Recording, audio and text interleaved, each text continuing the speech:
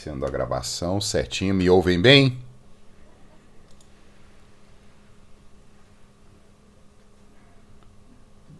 Perfeitamente. Perfeito. Deixa eu ver aqui. Então vamos lá, queridos. Até agora a gente deu uma atenção muito especial, né, para o que a fé reformada, a fé presbiteriana defende sobre o ser de Deus, sobre a criação, sobre a providência do Deus que controla essa criação, né? Ele fez entes, ele fez indivíduos neste mundo, seja indivíduos animados, inanimados, visíveis, invisíveis, fez com um propósito. Existe propósito na criação de Deus, muito diferente do que o naturalismo hoje defende, que a criação não tem um propósito, não há uma motivação. É uma colisão de eventos, de acasos durante bilhões de anos, como nós vimos, né, na semana passada, e não há propósito. Isso é o que tem matado a alma humana e deixado em desespero a humanidade. Não há propósito na vida. E a gente vê, por outro lado, que a Escritura nos diz: há propósito. Especialmente para nós, seres humanos. Imagem e semelhança de Deus, como vamos ver hoje, né? E a gente viu também aqui que esse Deus, ele desce em determinado momento. A gente ainda não viu o motivo dessa descida. E é exatamente o nosso encontro hoje, tratar de pecado. Para que Deus teve que tomar forma humana? Nós vimos aí a segunda pessoa da Trindade, o Filho de Deus, com a sua natureza divina, vindo em forma humana, tomando uma natureza humana para si. E no meio disso tudo, a gente sempre vai continuar com essa guerra de vozes. Uns falando uma coisa, outros falando outra coisa, e assim a gente vai prosseguindo. Vamos seguir em frente. Queridos, só um minutinho, por favor.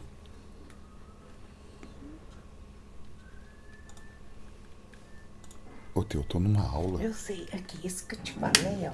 Deixa assim, depois eu mexo com isso, eu esqueci. Tá. Beleza? O que você tá fazendo aqui? Aqui, fecha a porta, por favor. Fecha. Perdão, queridos. Voltei aqui, só resolvendo uma questão aqui. Então,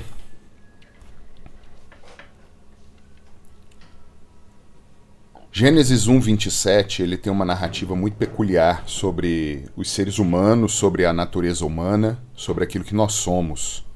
Criou Deus, pois, o homem, à sua imagem, a imagem de Deus o criou, homem e mulher os criou. Nessa fala aí nós vemos que, ao contrário do que muitas vezes sopram, né, aí pelas vozes deste mundo, que a Bíblia é machista, que a Bíblia é isso, que a Bíblia é aquilo, ontologicamente não há distinção entre homem e mulher. Como seres de Deus são exatamente iguais, e cada um com a sua função, com o seu propósito, e é o que a modernidade hoje tenta matar a todo momento.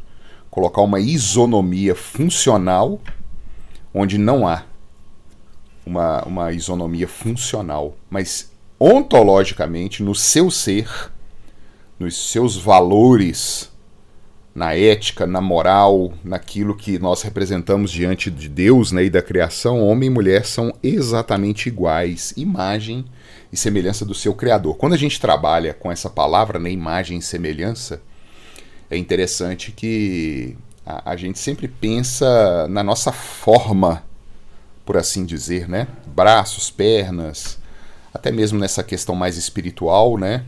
A moral, a ética. Nós somos seres morais, relacionais. Tem um autor que eu gosto muito dele, ele chama Michael Horton, e ele mostra que a imagem e semelhança de Deus, ela vai muito além disso. Aí ele toca naquilo que a gente falou sobre o propósito. A imagem e semelhança de Deus, ela vai além de meramente uma percepção psicológica, emotiva e visual, né? Mas é muito além, ela vai na questão do pacto. Há um pacto ou uma aliança E guardem essa palavra, queridos. Os que estão querendo, né, se chegar à fé reformada e viverem essa fé. Uma das palavras principais que a gente tem que ter no nosso coração e que é um alento nos momentos aí de angústia, nos momentos de dor, é a aliança ou pacto.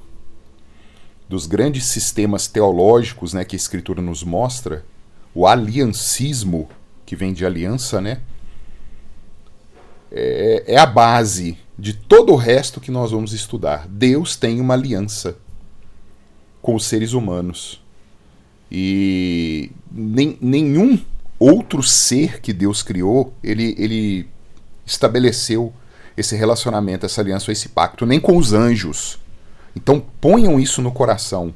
Há um relacionamento entre nós e Deus baseado em um pacto, e o que ficou conhecido primordialmente como pacto das obras. Nós, sendo imagem e semelhança de Deus, tínhamos esse propósito de dominar sobre a criação, de sermos corregentes de Deus nessa terra. Nós éramos os reis que a criação inteira olhava para nós, para ver em Deus. Nós só não éramos Deus. Nós estávamos um nível abaixo, porque Deus limitou o nosso alcance. Que é exatamente nesse pacto, nessa aliança. De resto, nós tínhamos domínio completo, imagem e semelhança de Deus. Isso é fundamental estar no nosso coração para a gente desconstruir o que o mundo hoje diz sobre o que é o ser humano. Nós vamos ter um contraponto daqui em diante, e por isso que eu falei que é um encontro incômodo muitas vezes, porque até aqui nós falamos sempre de terceiros, né? Deus Pai, o Filho, o Espírito Santo, a criação, o mundo, o universo e tal. Hoje nós vamos falar de nós. E o nosso coração enganoso, ele vai tentar até o último momento se justificar para aquilo que a Escritura vai nos apontar aqui. Ah, mas não é bem assim, não. A gente vai tentar se estribar em cima de experiências, a gente vai tentar se estribar, achar fundamento em cima daquilo que eu já vivi, em cima do meu sofrimento. Ah, mas eu fiz isso por causa daquilo, nós vamos tentar transferir a culpa. Mas nós estamos tratando aqui de um relacionamento perfeito que é exigido de nós. Sendo o ápice da criação, isso está sobre nós. Essa resposta perfeita que nós não temos condições mais de dar. E nós vamos ver o porquê disso. O que é a própria realidade, queridos? Você já para pensar assim, nós vimos que Deus criou todas as coisas. Ele estabeleceu propósito nessa criação. Cada coisa tem o seu devido lugar, o seu devido fim, a sua devida finalidade. E essa proposta que Deus fez ao criar é o que estabelece a própria realidade. Deus estabelece uma realidade, é um meio ambiente, vamos dizer assim, né? Um lugar para que aquilo que ele criou possa existir, possa se harmonizar, possa estabelecer relacionamentos, e nós, seres humanos, como os representantes de Deus no meio dessa realidade, dessa criação. E essa realidade tem leis naturais e tem leis espirituais. O que eu quero dizer com isso? Se eu virar aqui agora, eu vou virar. Davi, tá podendo falar aí, Davi? Tá com o microfone aí? Se eu virar para você aqui agora, Davi, e falar assim, Davi, você conhece ali o edifício Acaiaca no centro de Belo Horizonte? Aquele que fica ali na Afonso Pena, ali com o Espírito Santo. Conhece ele? Você conhece o edifício Acaiaca? Garanto que muitos aqui conhecem. Você, por ser mais jovem, eu não sei se... que o Acaiaca ele foi muito famoso ali na década de 90. É um prédio muito alto que tem ali na Afonso Pena.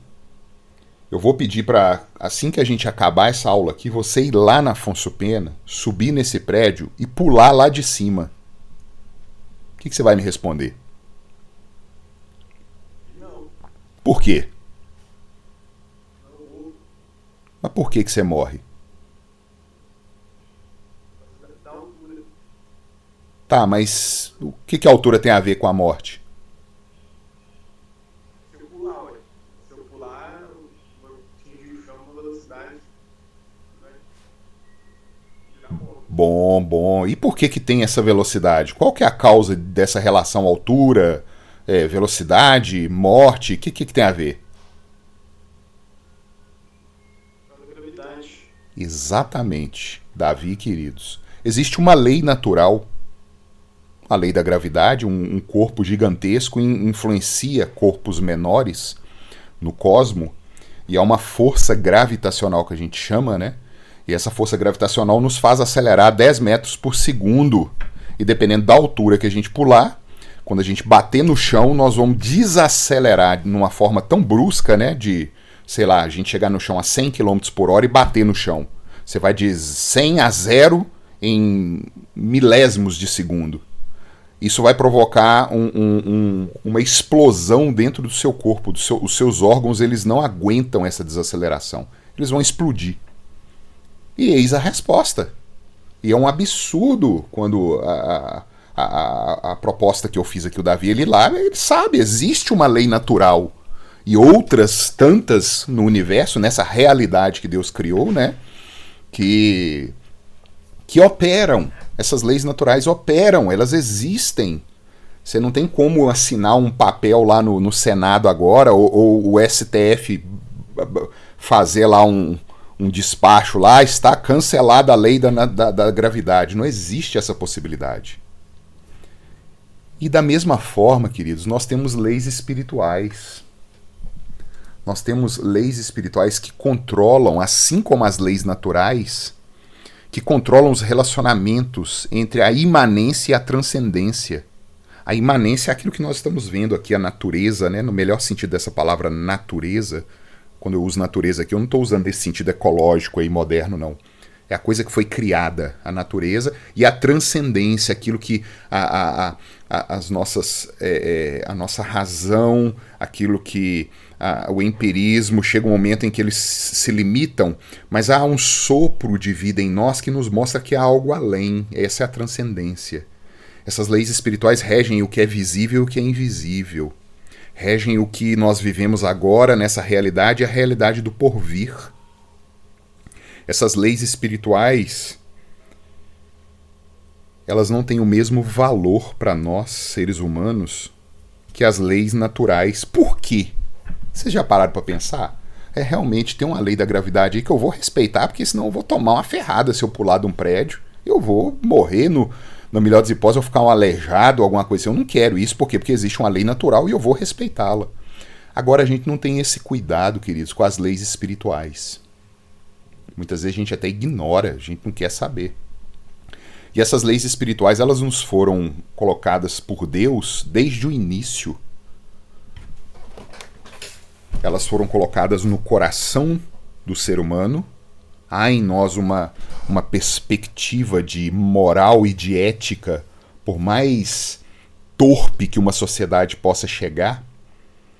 Se eu entrar numa casa de um traficante lá no Rio de Janeiro e roubar dele uma televisão, eu falo, não, roubar é errado. Não rouba minha... Você vê, eu estou entrando na casa de um traficante, de um bandido, e ele vai apelar para essa moralidade. Ele vai querer executar justiça. Isso é em qualquer civilização, qualquer comunidade, povo, língua, não interessa. Há um senso, é o que Paulo fala em Romanos 5, há uma lei gravada no coração do homem. Romanos 2 também ele comenta sobre isso. Romanos 2, Paulo vira e fala assim, essa lei que está escrita no nosso coração, né, que demonstra essas leis espirituais, ora ela nos defende quando nós fazemos aquilo que nós julgamos ser bom, ora ela nos acusa quando nós fazemos aquilo que não convém.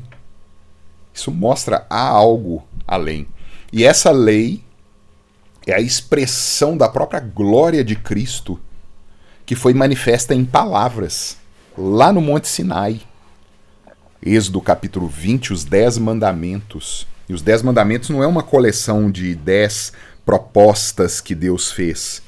É o estabelecimento das leis espirituais que regem a própria realidade em que nós vivemos. E quando elas forem quebradas, haverá consequências, queridos. Mas a gente, mais uma vez eu falo aqui, não olha para a quebra das leis espirituais com a mesma gravidade que a gente olha para a quebra das leis naturais. É impressionante. E esses 10 mandamentos, eles se desenrolam em todo o relacionamento humano. Cada ponto da nossa vida, cada erro que nós cometemos e que infringe, né, que nos traz sofrimento, ele vai desembocar em um desses 10 mandamentos inexoravelmente. A gente vê isso na palavra do Senhor. Qual foi esse momento, então? Se Deus nos cria, né, a imagem e semelhança dele, e com condições de atender perfeitamente aquilo que ele pediu, aquilo que ele estabeleceu, e o homem e a mulher eram livres para poderem agir de uma forma ou de outra, não sendo inclinado nem para um lado nem para o outro. Eles atendiam o propósito de Deus. Qual foi o momento em que houve uma perda de direção, né? Esse foco foi tirado? Quem lê para nós o que está na tela aí, por favor, queridos? Pode abrir e ler. Mas a serpente, mais sagaz que todos os animais selváticos que o Senhor Deus tinha feito, disse à mulher: é assim que Deus diz? Não comereis de toda a árvore do jardim? Respondeu-lhe a mulher: do fruto das árvores do jardim podemos comer, mas do fruto da árvore que está no meio do jardim, disse Deus: dele não comereis, nem tocareis nele, para que não morrais. Então a serpente disse à mulher: é certo que não morrereis, porque Deus sabe que no dia em que dele comerdes, se vos abrirão os olhos, e como Deus, sereis conhecedores do bem e do mal. Vendo a mulher que a árvore era boa para se comer, agradável aos olhos, e árvore desejável para dar entendimento, tomou-lhe do fruto e comeu, e deu também ao marido, e ele comeu. Abriram-se então os olhos de ambos, e percebendo que estavam nus, coseram folhas de figueira e fizeram cintas para si. Obrigado, Cristina. Queridos, esse texto aqui, ele é fundamental para estabelecer o que houve. Satanás, de alguma forma, ele já estava no jardim. Os anjos já haviam caído. Eles já haviam abandonado a sua potestade original, como Judas diz na sua carta, né? Os anjos eleitos se mantiveram. Pedro chama os que se mantiveram de eleitos porque Deus os elegeu. E os demônios, os anjos que não seguiram o seu propósito, a sua realidade que foi criada por Deus, foram sumariamente cortados e caíram. E Satanás ali, aí começa aquelas filosofias de Bootkin, né? Como a serpente vai falar e não sei o quê. Eu falei, meu querido, eu não sei. Não sei como que isso operava, se Satanás tomou uma forma, ou se ele possuiu uma serpente, não sei. Mas o ensino aqui é muito mais profundo do que uma cobra, do que uma maçã, que nem fala maçã, né? Vocês viram aí, né? É um fruto. O ensino aqui é muito mais profundo do que isso. O ensino aqui mostra que Satanás tocou no orgulho, tocou em alguma coisa no ser humano que aguçou a razão e a experiência. E vocês já perceberam que esse duelo, né, entre razão e experiência, ele segue pelos séculos? Se a gente voltar aqui bem rapidamente, está lá na filosofia grega antiga, você vai ver que o famoso filósofo Platão, né, ele é o homem das ideias, das formas, o homem, né, que enxergou que existe um lugar onde as coisas não têm problema. Aí vem Aristóteles, que se tornou o homem da terra, da natureza, daquilo que é criado. Sempre é aquela coisa, aquele embate, né? Razão e experiência e matéria. Se a gente viajar um pouquinho no tempo aí, cair lá na escolástica, século X em diante, a gente vai ver os nominalistas e os realistas. Mesma coisa, só vai mudando o nome. O mundo das ideias, da razão e o embate com o experimento, com a realidade, com as formas. Se a gente for um pouquinho mais para frente, a gente vai ver ali no iluminismo os racionalistas e os empiristas. Só vai mudando o nome, mas essa coisa do mundo da mente, da razão, do raciocínio, com a experiência, com o paladar, com a visão, com o ouvido, com o nariz, né, as coisas sensitíveis, já estava aí, ó, no texto do Gênesis. E Satanás aguçou isso de tal forma que o texto fala assim: vendo a mulher que a árvore era boa de se comer, a sensação, paladar, agradável aos olhos, olha a visão, árvore desejável para dar o quê? Entendimento, olha a razão. Tomou-lhe do fruto e comeu, e deu também ao marido e ele comeu. Neste momento eles quebraram o relacionamento pactual, a aliança. Eles se tornaram inúteis para a própria realidade. Deus estabelece uma realidade e nós, seres humanos, não servimos mais. E Deus tinha que ter acabado ali, o acordo foi quebrado. Uma pedra continuava a ser pedra, uma árvore continuava a ser árvore, o rio continuava a ser rio, a montanha continuava a ser montanha. Eles atendiam o propósito para o que foram estabelecidos. Os seres humanos não mais. Eles acabaram, eles morreram. É a palavra morte. Acabou, não tem mais propósito no ser humano. Ele não presta. Isso somos nós. Eles não prestam mais para o destino, para a finalidade, para o propósito que eu fiz. E o pior é que a coisa foi enrolando tanto que eu fico especulando às vezes, né? Ao invés de pedirem perdão, de se voltarem a Deus em humilhação, não, o que eles tentaram fazer? Resolver o problema com as próprias mãos, com o próprio braço. Cozeram folhas ali de figueira e tentaram cobrir essa nudez. E muito mais do que uma nudez, é um olhando a genitália do outro ali com vergonha, não, é uma nudez existencial. O homem se perdeu, a mulher se perdeu. Eles não sabiam mais o direcionamento, eles, no melhor sentido da palavra, ficaram loucos. Eles abriram um campo que eles não tinham mais domínio, o conhecimento do bem e do mal. E hoje a gente vê o reflexo disso aí, né? O ápice hoje, homens querendo ser mulher, mulher querendo ser homem. Isso é só a pontinha do problema.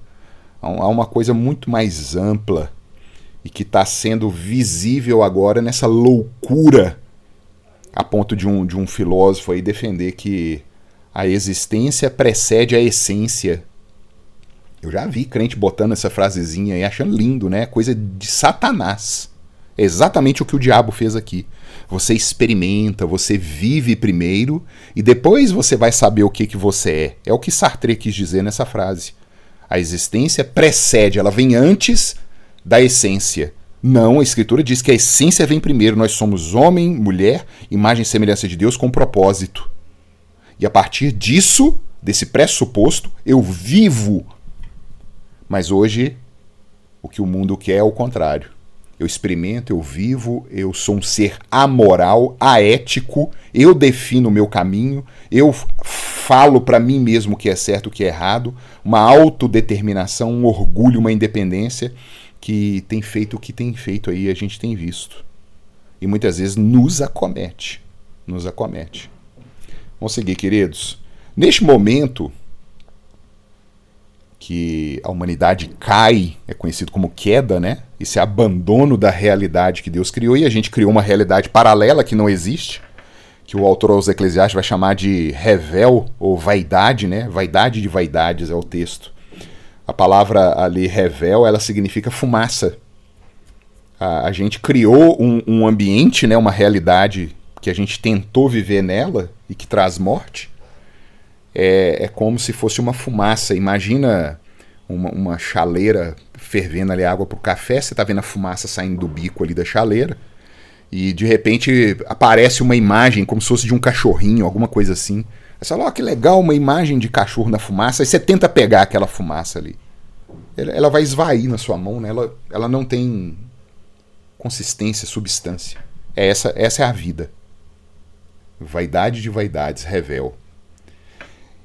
E aquele ser humano que foi criado à imagem e semelhança de Deus, aconteceu um problema, um ruído entrou nisso aí.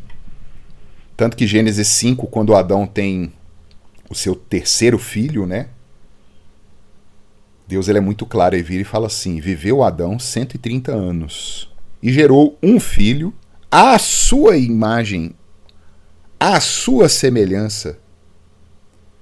Percebem que não é mais gerou um filho à imagem de Deus, mas agora há um ruído, há algo entre nós e esse propósito divino que foi estabelecido, e esse ruído chama pecado. Deus fala em Isaías: os vossos pecados fazem separação entre mim e ti, para que eu não os ouça.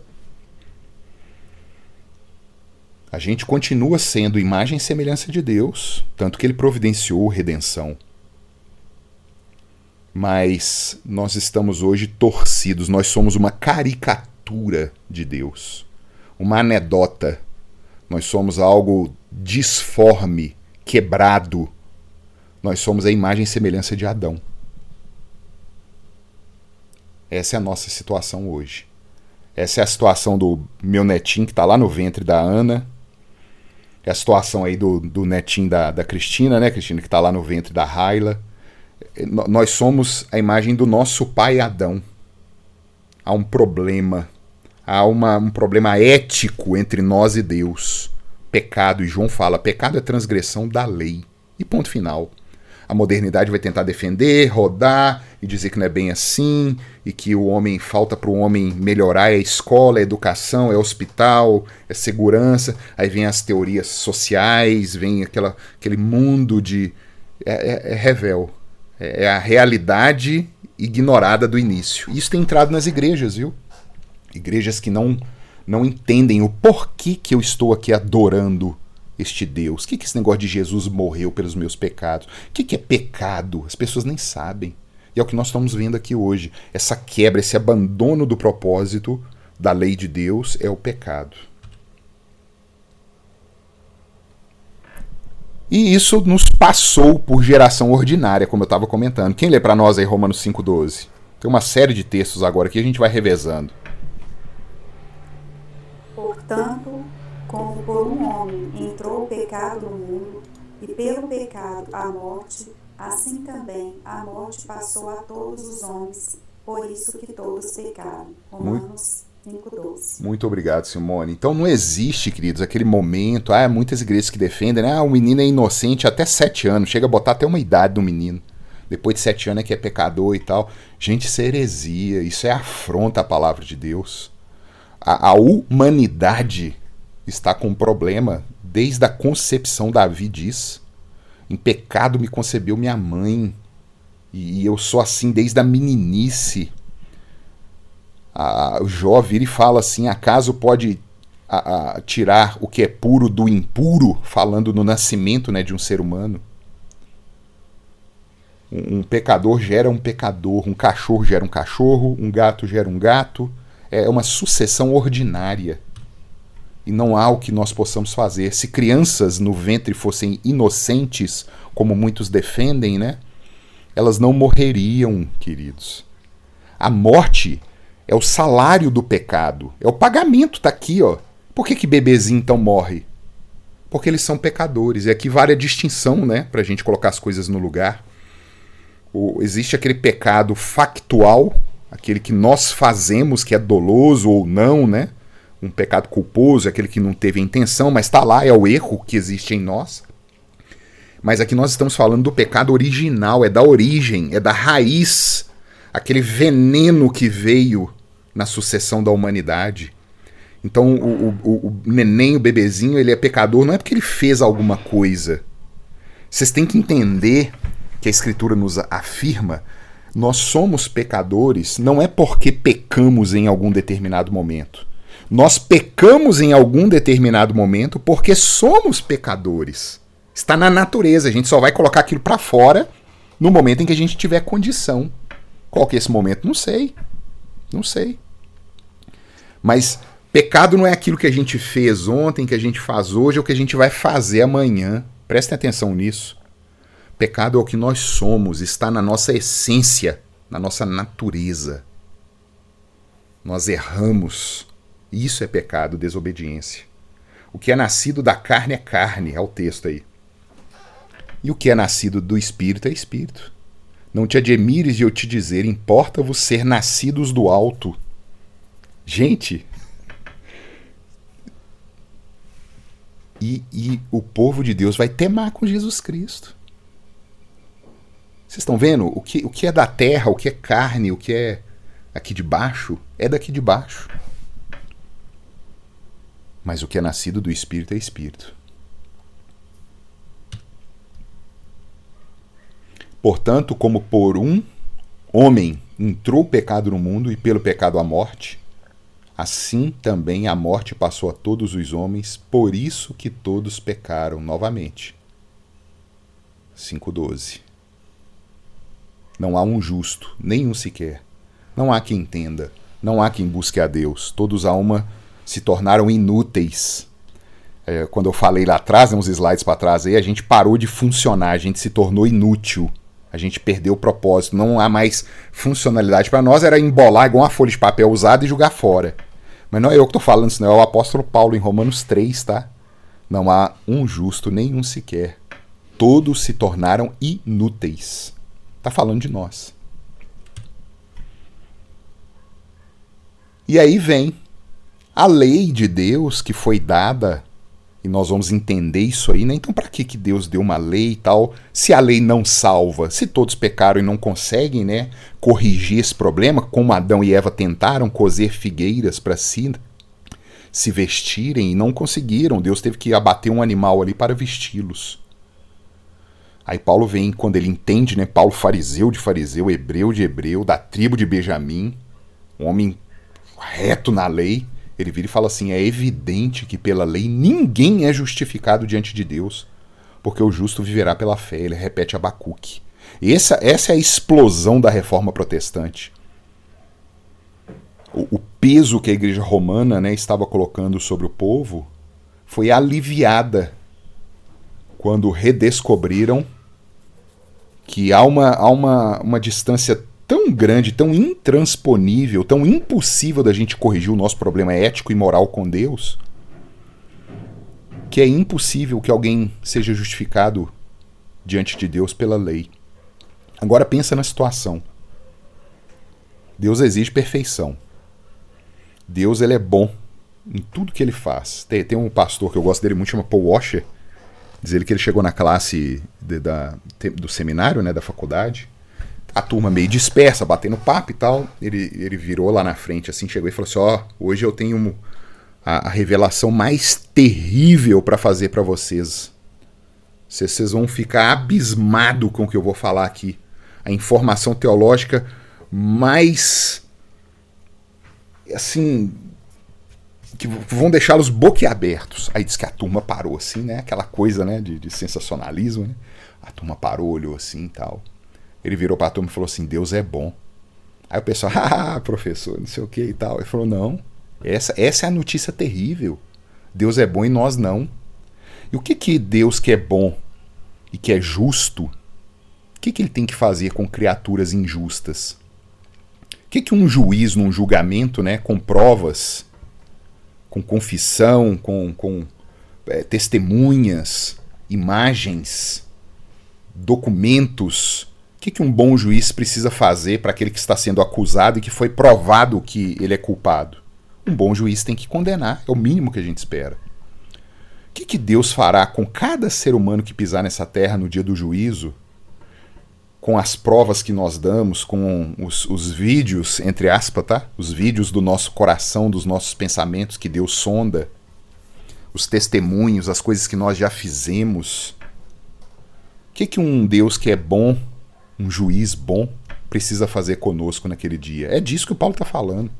É evidente que a lei não justifica ninguém, porque a lei veio mostrar um problema. Quando eu vou no médico, imagina que quem tem filho aí, né? O filho caiu e tá com o braço doendo, tal. Você vai no médico, o médico tira uma radiografia do braço.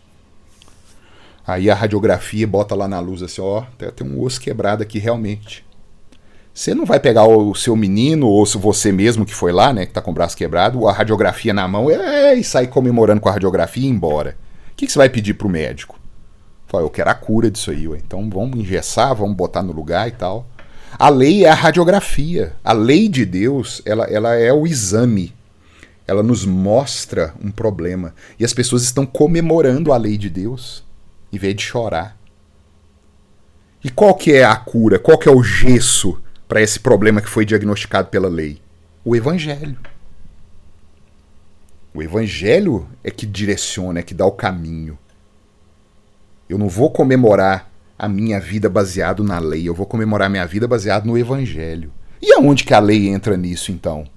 Já que ninguém pode ser justo diante de Deus, do bebezinho ao mais velho, de todos que já passaram nessa terra, não há um justo nada. A lei então não presta para nada? Presta. Justamente para que nós possamos reconhecer e ir a Cristo. Essa é a finalidade da lei. Como eu saberia que cobiçar é pecado se não estivesse escrito não cobiçarás? É o que Paulo fala. E apenas os eleitos de Deus, aqueles em que o Espírito Santo tira o véu, é que poderão vislumbrar que a lei os mata. Por isso que Paulo fala, né? A letra mata, e que as pessoas interpretam isso de forma completamente bizarra, né? Fala assim, a letra mata, a letra é pura, a letra te exige perfeição. Se a letra mata, eu tenho que ir para outro lugar. Qual lugar? Os pés de Cristo. Por quê? Porque a letra é a própria realidade que nós vimos aqui que Deus criou. As leis espirituais, o relacionamento nosso com Deus. E eu não consigo viver isso aqui porque nós hoje temos conhecimento do bem e do mal que acometeu Adão e Eva, nossos pais. E esse reconhecimento espiritual, ele vem pelo Espírito Santo. Nós lemos em João 3 aqui. Vos é necessário ser nascidos do alto.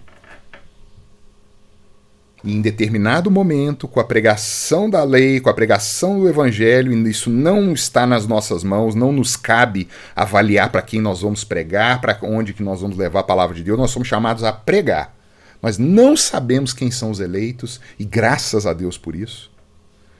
E por causa de saber que existem eleitos, é que eu vou pregar o mais vil pecador que eu conheço na minha mente, porque não depende de mim. Eu imagino os arminianos, né, o sofrimento deles. Nós vamos ver que essa questão de arminianismo e calvinismo, né, de achar que eles podem de alguma forma levar uma pessoa a convencer aquela pessoa a se entregar a Cristo. É uma missão impossível a nós. A única coisa que Deus nos comissionou foi pregar a palavra da forma mais simples, mais tranquila possível e limpa. E é o Espírito Santo que tem que agir. É ele quem vai convencer o homem do pecado, da justiça e do juízo. Ponto final. Então vocês estão vendo que esses espantalhos que a religiosidade vai criando nessas brigas que a gente vê, e especialmente o modernismo que deu um poder para os seres humanos que eles não têm. Você pode, você merece, você é bom, você está sofrendo, a culpa é do outro. Não, a Bíblia diz, é sua culpa. Você é pecador. Você é inútil, como a Escritura diz. Aí a pessoa vai na psicologia, o que a psicologia faz? Não, isso é construção social, não é bem assim. Foi colocar isso na sua cabeça, isso é culpa de sua mãe, do seu pai. Bota a culpa em todo mundo, menos a responsabilidade na pessoa. Jesus Cristo vem, bota o dedo na nossa cara e fala assim, você é isso mesmo. Mas venha a mim, se você está cansado e sobrecarregado, e eu vou te aliviar. Dá o passo, ao invés de voltar para trás e se ocultar no meio do seu pecado, como o pensamento moderno tenta colocar hoje para o ser humano. Assume a sua culpa, mas dá o passo além, entrega isso nas mãos de Deus. Essa é a palavra do Senhor para nós.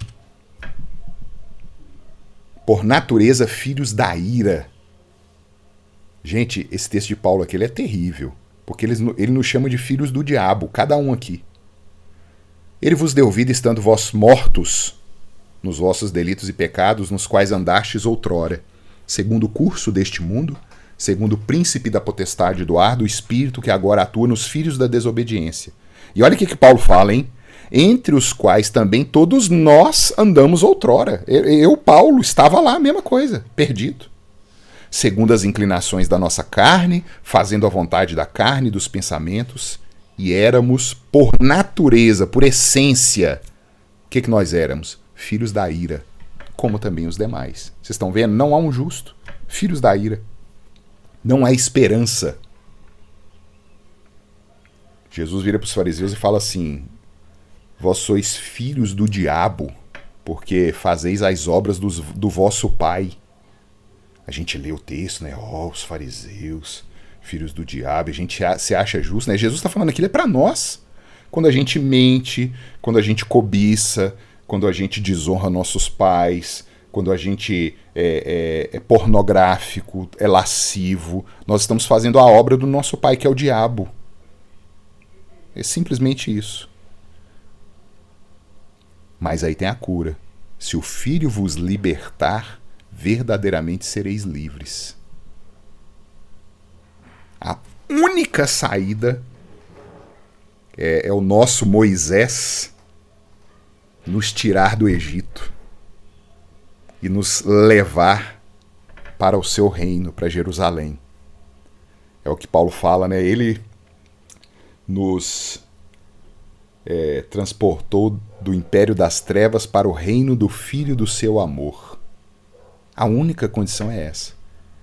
E depois desse evento, né, de Jesus nos resgatar dessa situação que por natureza cada um aqui é filho da ira, filho do diabo, fazendo as vontades da carne, das tentações, cedendo a tudo que é errado neste mundo, ainda mesmo depois continua esse velho homem lutando. A gente vê que há algo errado. Agora, esse novo nascimento que Deus nos deu, né, do pecado, não é que nós nos transformamos em seres perfeitos. Começa uma guerra. O apóstolo Paulo ele sempre usa a linguagem muito de militarismo, né? Ele fala a carne milita contra o espírito, é o velho homem e o novo homem. Olha Paulo, depois de velho na fé, na sua caminhada já, ele olha para si escrevendo aos Romanos e ele fala assim, olha, porque nem eu mesmo compreendo o meu próprio modo de agir. Quantas vezes, queridos, aqueles que creem em Cristo, olha assim, gente, por que eu fiz isso? É exatamente, por que eu fiz isso? Pois eu não faço o que prefiro, e sim o que detesto. Nós temos asco do pecado, nojo. Mas quantas vezes a gente volta lá no vômito? Quantas vezes a gente age daquela forma que a gente... E depois vem um desespero. Fala, Senhor, não é possível, por que eu fiz isso de novo? Aí o texto continua, ora, se faço o que eu não quero, eu consinto com a lei. Quer dizer, a lei está certa, já que ela fala que é errado e aquilo me agride, né? E a lei é boa. Neste caso, quem faz isso já não sou eu, mas o pecado que habita em mim. Ele mostra, olha, a essência do pecado, que eu sou um pecador. É a minha substância, é o meu ser. Porque eu sei que em mim, isto é, na minha carne, não habita bem nenhum. Pois o querer o bem está em mim, não porém o efetuá-lo. Porque não faço o bem que prefiro, mas o mal que não quero, esse eu faço. Ele continua a discorrer. Depois leiam em Romanos capítulo 7, é muito interessante. E na entrada do capítulo 8 ele fala assim, mas graças a Deus por Cristo Jesus nosso Senhor. Falar, a única forma, não há recurso humano, não há recurso debaixo do sol, não há cinta de figueira que eu possa coser que vai resolver minha situação. Nada. Nem educação, nem escola, nem hospital, nem política, nem Estado, nem comunismo, nem capitalismo, nem dinheiro, nem pobreza, nada. Nada que possa resolver meu problema. Mas Cristo Jesus. A lei não tem problema, queridos. Nós temos. Quem lê para nós aí?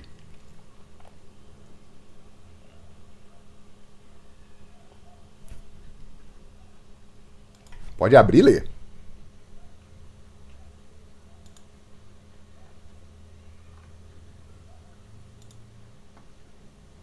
Queridos, não deixa eu perder meu tempo, não.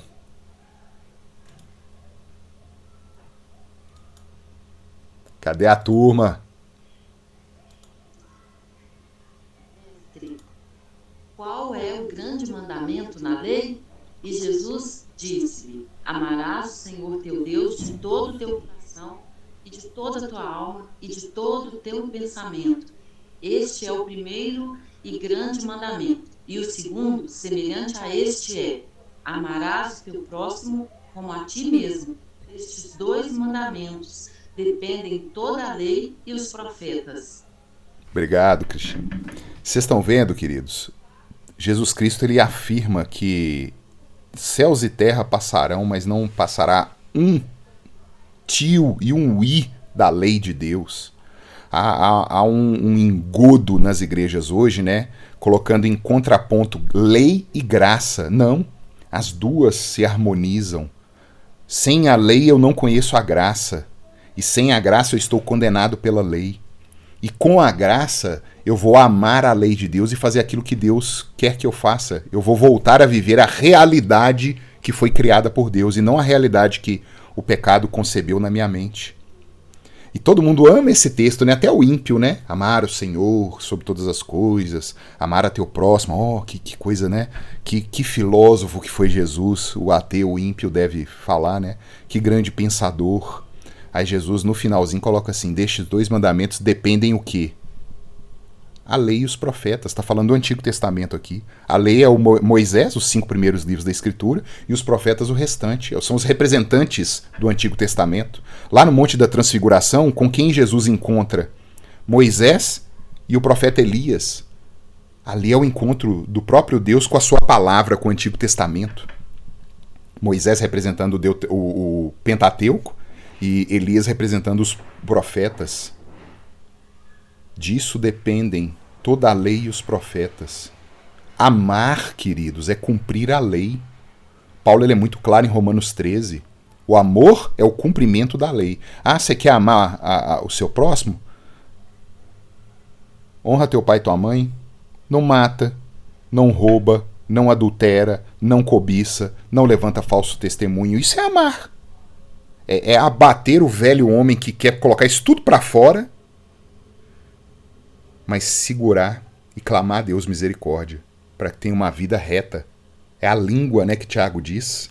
O instrumento que é o principal, não só, mas é o principal instrumento de quebra da lei de Deus e do desamor, é a língua. É impressionante. E eis aí o motivo. A lei é a perfeição de Deus, e se a gente for confiar nela para nos justificar, nós já estamos condenados. Aí vem a fé no Filho de Deus, e pela fé eu posso agora cumprir a lei de Deus, que é a maneira que Deus quer que a gente viva a realidade. Eu estou pregando em Êxodo, como os queridos têm acompanhado, né? O povo que foi liberto do Egito fez? Qual lei que eles obedeceram para Moisés ir lá e tirar eles do Egito? Nenhuma, nem lei tinha ainda. A lei vem 20 capítulos depois. Então vocês estão vendo que Deus, ele salva, ele resgata, ele lava, ele limpa, ele coloca numa caminhada e vira e fala assim, agora vocês têm a lei aqui, ó, para mostrar para vocês como viver de forma boa, de forma plena durante essa caminhada para o céu. Esse é o papel da lei.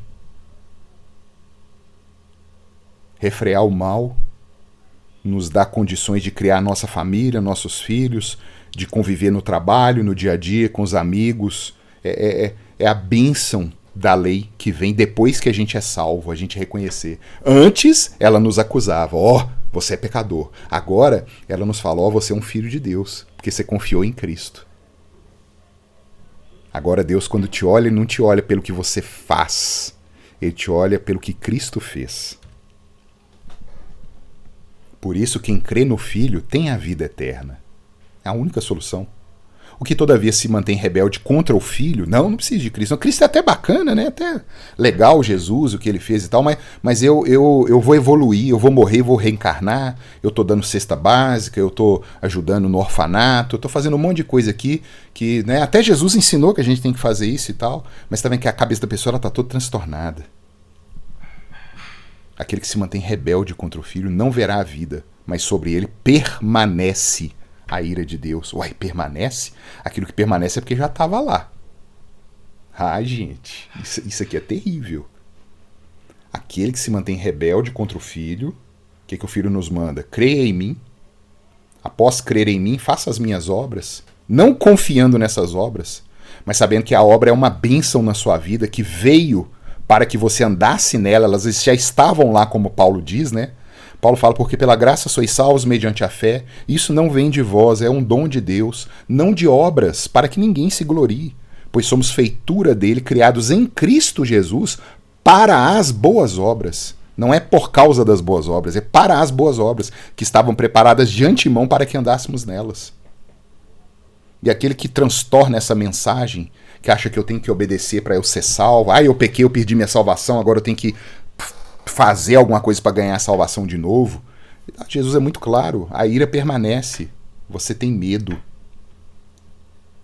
E o amor lança fora todo medo.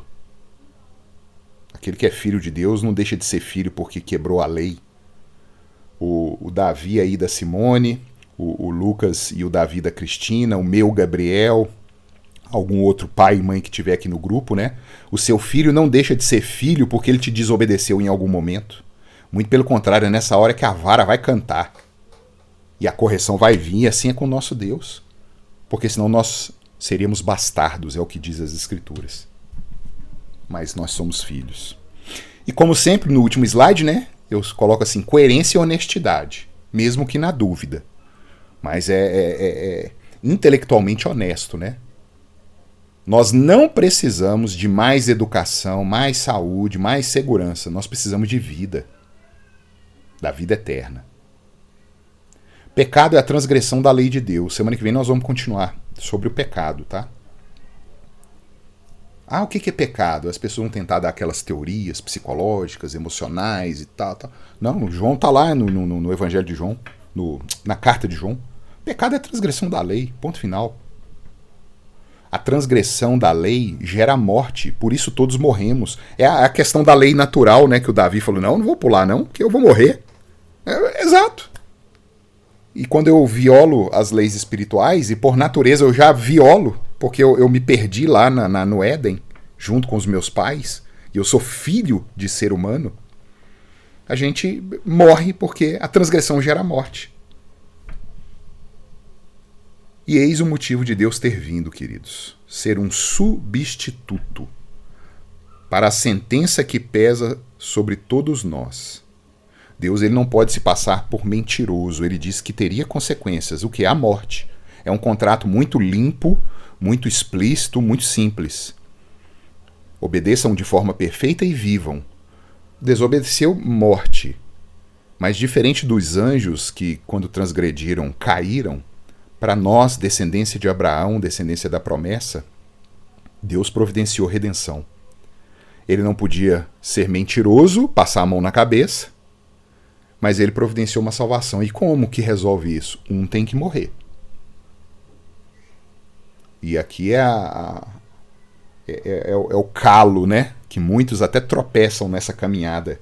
E Deus põe a mão dele sobre vocês que me ouvem, para que não desanimem. Sem derramamento de sangue não há remissão de pecados. Hoje a igreja moderna, a igreja emergente aí, ela quer de toda forma ocultar esse vilipêndio que é o derramamento de sangue, né? As pessoas não conseguem mais falar de derramar sangue. Isso é muito grotesco, isso é muito antiquado, é muito antigo. Meu Deus é evoluído. Não. O Deus da Bíblia continua sendo o Cristo, que morreu e derramou sangue para ser substituto. É a vítima do sacrifício levítico que acontecia lá atrás. Domingo agora, amanhã, né, eu vou pregar em Êxodo 20, de 21 a 28, e lá fala sobre o sangue que era recolhido na bacia e que era passado nos umbrais da porta. Aí eu assisti alguns vídeos aqui na internet de abate de cordeiro, de cabra, e o negócio não é bonito não, viu? Eles cortando a artéria, né, no pescoço e deixando o sangue escorrer. É inimaginável hoje, é uma geração que não consegue ver um sacrifício. É a favor do aborto, mas não consegue ver um sacrifício de um bicho. E a coisa não é bonita. Queridos, Deus abençoe a cada um, viu? Semana que vem nós continuamos aí, se Deus quiser, para a gente continuar entendendo esse problema que nós temos com Deus, um problema ético, um problema moral, uma quebra de um pacto, e que o próprio Deus veio nessa terra resolver. Ele é o testador, como o autor aos Hebreus diz, né? O testamento precisa de um fiador, de um testador. E Jesus é o nosso testador. A gente não dá conta de pagar, quem que paga? É o fiador. É tão claro, né? Você aluga uma casa, você tem um fiador que, se você não der conta de pagar, o fiador paga. É exatamente essa ilustração que é usada. Você vê, 2000 anos atrás, essa é a ilustração usada lá no autor aos Hebreus. Jesus é o nosso fiador. Eu devo. Quando você pega um empréstimo no banco, e você não dá conta mais de pagar depois de algum tempo, você não deixou de ser devedor, você só não consegue pagar. Quando lá no Éden nós desobedecemos a Deus e não damos mais conta de atender o propósito para o qual Ele nos criou, nós não deixamos de ser devedor dele, não. E é o que o mundo tenta defender, né? Mas nós temos um fiador. E esse assunto semana que vem a gente trata. Deus abençoe, viu, queridos? Um bom dia para vocês e um abração. Até mais.